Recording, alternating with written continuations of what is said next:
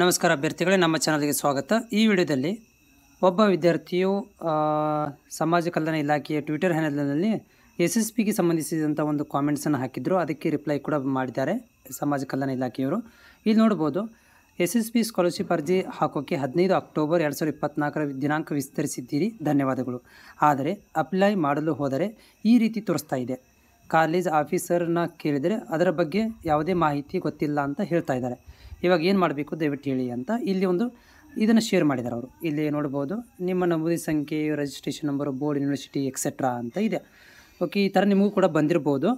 So ಅದಕ್ಕೆ ಸಮಾಜ ಕಲ್ಯಾಣ ಇಲಾಖೆಯವರು ಉತ್ತರ ಕೊಟ್ಟಿರುವಂಥದ್ದು. ನಮಸ್ಕಾರ, ನಿಮ್ಮ ಪ್ರಶ್ನೆಗೆ ಸಂಬಂಧಿಸಿದಂತೆ ನೀವು ನಮೂದಿಸಿರುವ ನೋಂದಣಿ ಸಂಖ್ಯೆ, ರಿಜಿಸ್ಟ್ರೇಷನ್ ನಂಬರ್ ಸಂಬಂಧಿಸಿದಂಥ ಶೈಕ್ಷಣಿಕ ಮಾಹಿತಿಯನ್ನು ನಿಮ್ಮ ವಿಶ್ವವಿದ್ಯಾಲಯ ಬೋರ್ಡು UUCMS ಅವರು SSP ಡಾಟಾ ಡಾಟಾದಲ್ಲಿ ಒದಗಿಸಿರುವುದಿಲ್ಲ. ಹೀಗಾಗಿ ನಿಮ್ಮ ಕಾಲೇಜು ಅಧಿಕಾರಿಗಳನ್ನು ಸಂಪರ್ಕಿಸಿ. ಸಂಬಂಧಪಟ್ಟ ವಿಶ್ವವಿದ್ಯಾಲಯ ಬೋರ್ಡ್ UUCMS ಅವರು ನಿಮ್ಮ ಶೈಕ್ಷಣಿಕ ಮಾಹಿತಿ ಬೋನಾಫೈಡನ್ನು UUCMS ಡಾಟಾದಲ್ಲಿ ಸಲ್ಲಿಸಲು ತಿಳಿಸಿರಿ.